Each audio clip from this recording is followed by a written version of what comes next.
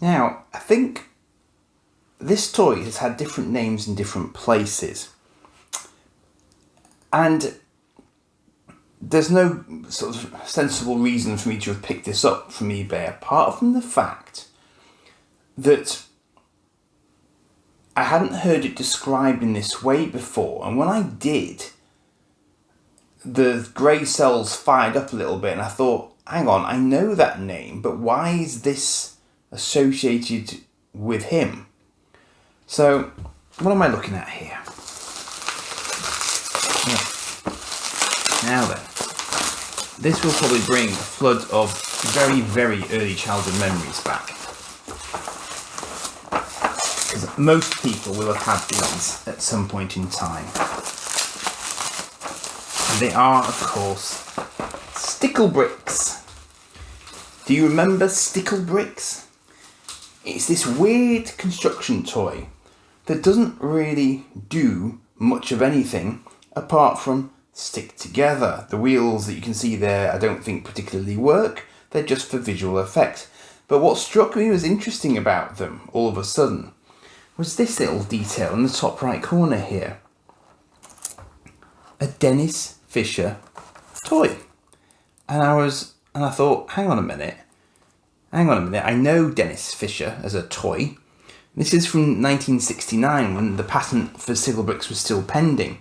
They ended up with Hasbro in the end. The rights were ultimately sold to Hasbro. But the thing is, that when I checked on Wikipedia to see why I knew the name so well, Dennis Fisher Toys also produced things like Cyborg, Muton and Android, which were reproductions of Takara's Shonen Cyborg toys. The Incredible Stretch Hulk. The Etch-a-Sketch, which is a great childhood toy of mine. $6 Million Man Various. Spirograph, which was a big thing for them. Major thing that they developed and then licensed out afterwards. And Dennis Fisher invented the spirograph. And he was actually based near me in Leeds. And that was what sort of caught my eye as well. I thought, all right, so there's actually quite a lot of local connections to Dennis Fisher in Leeds itself, because that was where he was based at one point. So he also did various Doctor Who toys and a Skull Machine, whatever that was, an Outrider, and Star Wars Large R2-D2, Star Wars Darth Vader, and a Star Wars Stormtrooper in 1978. And various board games as well. Rod Hull's Emu game, brilliant. War of the Daleks, all sorts of stuff. Again, $6 Million Man. So it wasn't so much the Stickle Bricks, just the fact that it got me on this research bent, just to sort of see why it was a Dennis Fisher linked thing.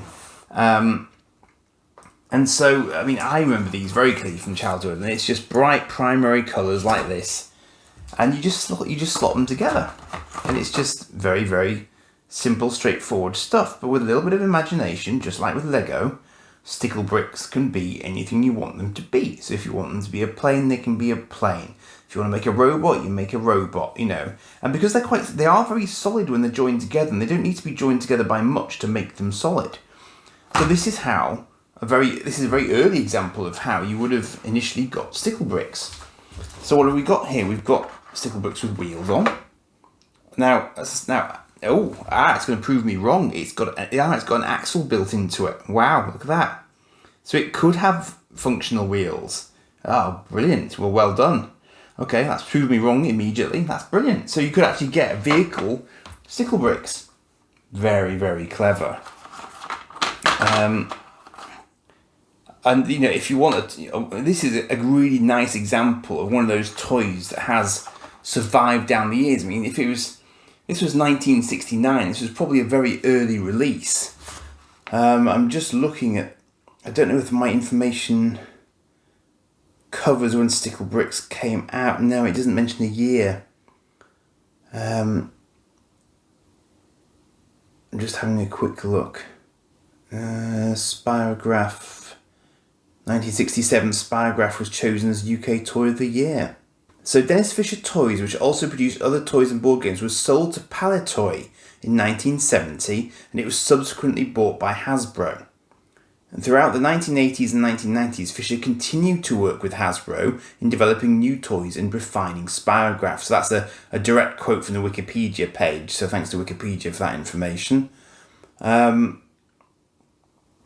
Yeah, so it's fascinating. He's got this sort of, a very sort of British inventor type, and he had these links through to Palitoy and Hasbro, and kept on sort of contributing to the toys that he'd already done. But it's just, it's wonderful, wonderful, universal childhood stuff. I mean, even just the feel of it just really sort of brings back memories for me of even sort of kindergarten, let alone primary school. It was quite strange. But used to get massive tubs of these. Obviously, people are sort of donated and so on, So, I mean, I wonder just how universal this is. So if you played with Stickle Bricks, or you know them as something else, let me know in the comments. I bet that will take you right back. An easy new way to build big toys. Yeah, I mean, I can't remember when Lego started, but obviously this is, it's not a radically... There's nothing on the back of the box. So we've got a few examples here of things you could build. So the triangles, of course, let you put angles on things as well. It's very, very clever. One of those wonderfully, wonderfully simple ideas. Let's have a proper look around the box. Made in England, which is remarkable in and of itself, by Dennis Fisher Toys Limited, Thorpe Arch Trading Estate, Boston Spa, Yorkshire. Dennis Fisher Toy. So that's like a sewing machine type reproduction. Helicopter.